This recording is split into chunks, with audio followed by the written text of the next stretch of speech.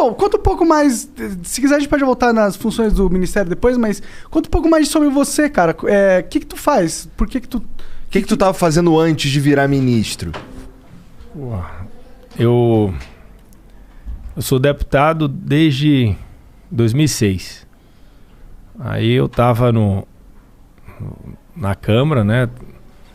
Já tava pandemia, né? Já tava trabalhando remoto, mas eu tava indo para Brasília toda semana. Mas eu tava no meu mandato. E assim, eu tenho... Na vida privada, eu sou sócio de academia. Eu tenho academia desde quando eu era moleque. Eu joguei tênis quando eu era mais novo, tentei ser profissional. Fiz até um ponto na ATP, tem um pontinho lá. Coloca lá no Google, lá, Fábio Faria ATP, vai estar lá um ponto. Não, agora já era, porque o Meligeni falou que esse ponto ele vai renovando todo ano. Não, mas fica marcado, tá lá. Pode dar Pra Google. ele é história. Puxa aí, ó, Fábio Faria ATP vai ter. Isso aí foi em que época aí, esse lance do tênis? Quem que era teu ídolo? Não, na época, eu joguei com o Guga 2 vezes. Eu sou da época do Guga, né? Mesma geração. Eu joguei com ele moleque, com 14, com 16. Aí eu treinava, meu treinador era Cássio Mota, aqui em São Paulo. Eu fiquei 2 anos aqui depois que eu fiz vestibular, terminei o 3º ano e vim pra cá. Aí depois eu desisti, aí fiz administração, aí comprei academia e hoje eu tenho academia. Qual que é o nome da academia? Hoje eu sou sócio da Bodytech. Caralho, que foda, mané. Não, mas não era Atlética, lá em Natal. Aí depois eles... Fizeram merge. Entraram no Nordeste. Não tá, mas você é aí sócio da virei Bodytech. virei sócio. Faz tempo? Mas vai ser sócio de academia em época de pandemia. É verdade. Foi um dos ramos que se deu mal, né? Entendeu?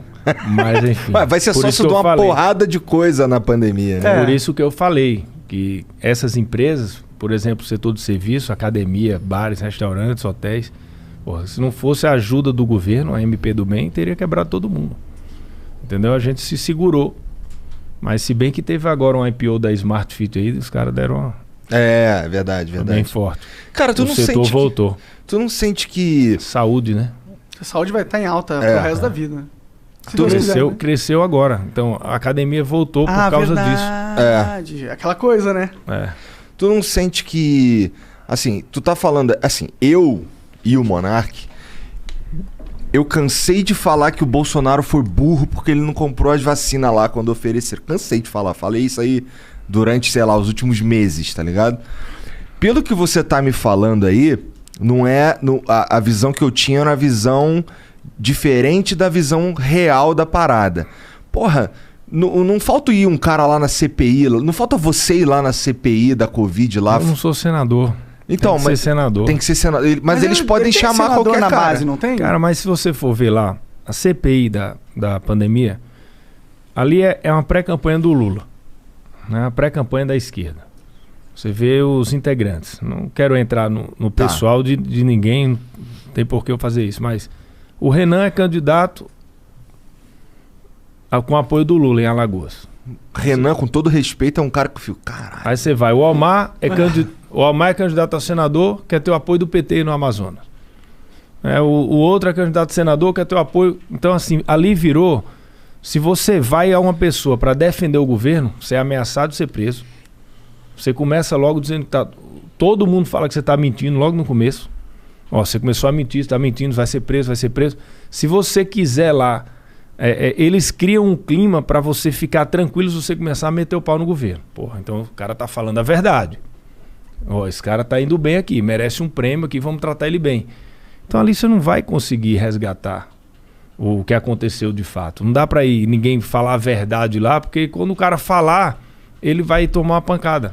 Pô, mas se ele tá com a verdade... Mas não quero ouvir, não adianta. Não adianta você dar... Todos os holofotes estão ali, mano. A CPI é feita para desgastar Bolsonaro. Bom, isso eu sei. Isso aí se você for lá contar realmente que o Brasil é o 4º país mais vacina porque comprou 100 milhões de doses em junho do ano passado, da AstraZeneca, porque a gente comprou depois 54 bilhões de doses da Covax Facilita em agosto, 20 bilhões de reais para comprar qualquer uma vacina que fosse aprovada em dezembro, o cara vai dizer...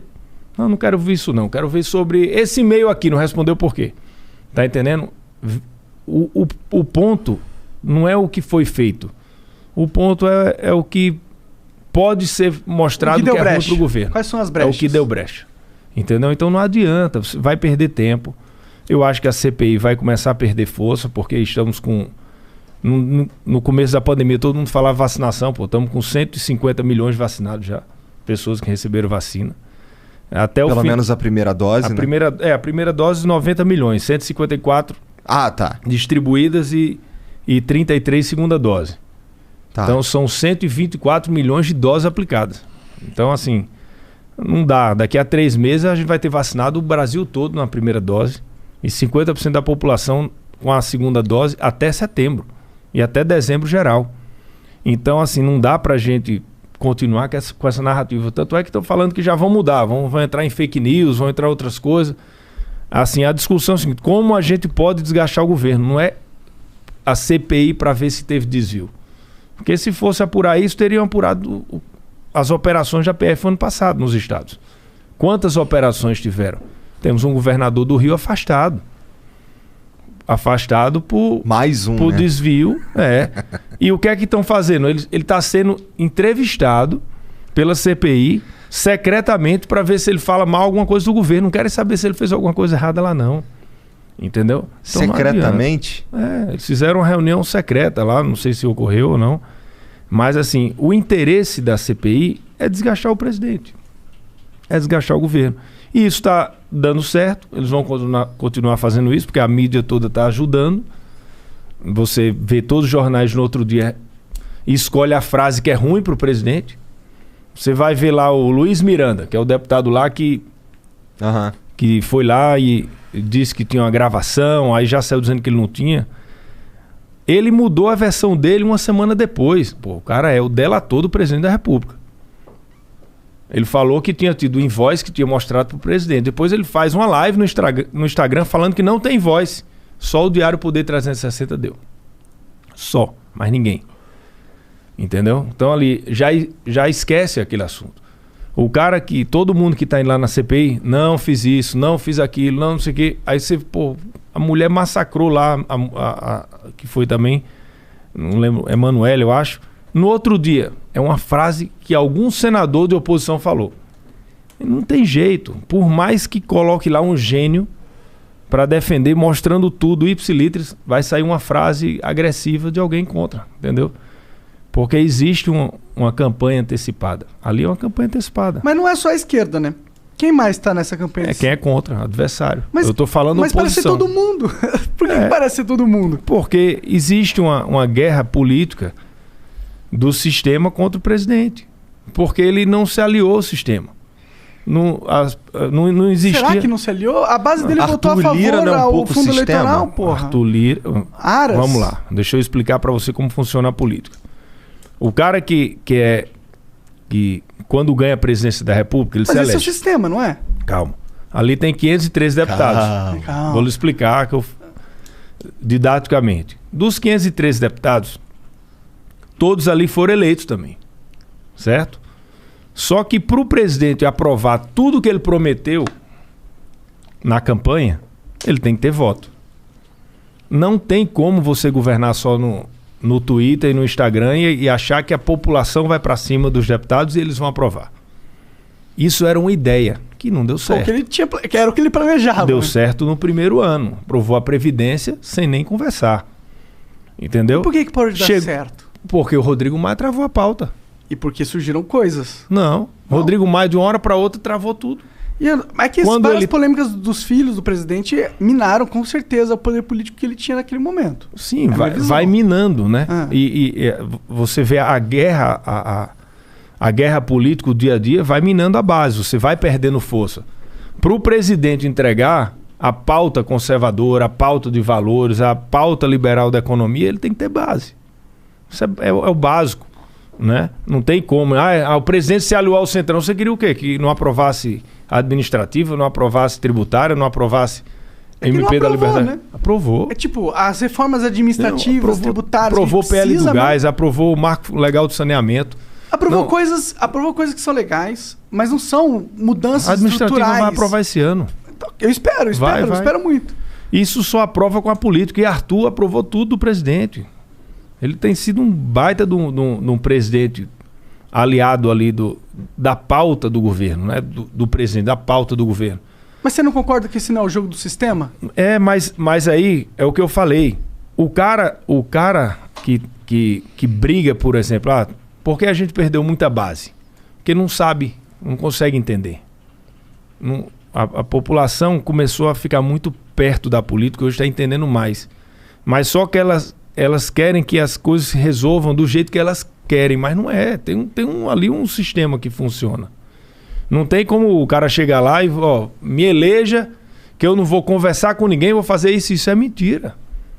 Para ele fazer isso, ele vai ter que ter base, porque vai ter que ter ou 257 votos no projeto de lei, ou vai ter que ter maioria simples, ou vai ter que ter 308 numa PEC. Então, assim, tem que ter base na Câmara, tem que ter base no Senado. Aí a população já começou a bater, muita gente já saiu do presidente. Aí o presidente fez alguma coisa, teve uma conversa com um ministro tal ou com um deputado tal, muita gente já foi abandonando. Então, saiu muita gente ali do presidente porque não entendeu como funciona. Entendeu? E o cara que é contra... Mas será que ele não entendeu como funciona? Vamos lá, você é deputado federal, você tem um negócio, você é contra. Aí você defende, sei lá, você é contra o desarmamento. Você se elegeu contra o desarmamento. E o presidente é a favor. Não, você é a favor do desarmamento, o presidente é contra. Isso. Você tem o direito seu de defender. Claro. Você é deputado. Só que muita gente não entendia isso. Isso é um bandido, é contra o Brasil, o presidente foi eleito, ele tem que aceitar. Não, cara, não tem que aceitar, não. Por quê? Porque é uma defesa dele. A gente tem que ter maioria para derrotar esse cara. E até as pessoas entenderem isso, a gente perdeu muito tempo. Entendeu? Porque não adianta você achar que só porque o cara ganhou, teve 57 milhões de votos, ele vai chegar lá e vai governar por decreto. Não vai. E o presidente já entendeu como funciona há muito tempo, porque ele é deputado há 28 anos. Só que o que é que teve esse gap aí? O que o presidente sabe que tem que fazer e para a população, para a militância, para a base entender o que ele tem que fazer. Às vezes ele tem que ceder em alguma coisa. Quando ele cede, muitas vezes ele apanha muito, é crucificado, perde base. Aí isso incomoda ele reage. E a gente tem um governo que é muito assim. Uma incompreensão muito grande. Hoje você tem um direito dividido. Você entra nas redes sociais, eu apanho todos os dias. Apanho direto. Eu estou cumprindo a missão, só faço o que o presidente pediu. Todo dia, falo com ele todos os dias. Presidente, é isso mesmo. Posso seguir aqui? Vou. Não, Fábio, isso aqui não, isso aqui...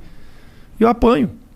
Então existe ali uma divisão muito grande por falta de compreensão e também porque uns querem ser candidato, o outro quer isso e tal. Então existe todo um... E também tem uma discordância natural que é da democracia também, né? Tem uns caras que, não queria que privatizasse. Aí o cara vai bater.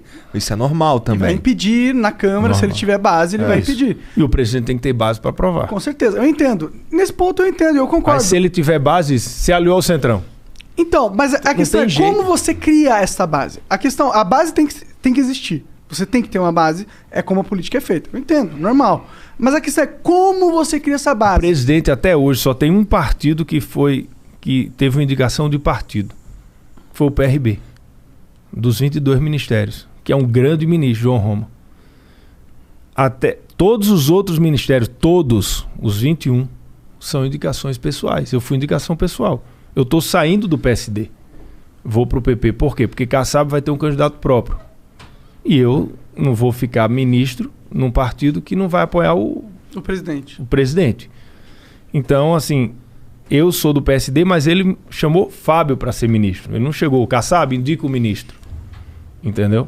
Então não existe isso. Se você for olhar... Não no primeiro escalão. É muito pouco.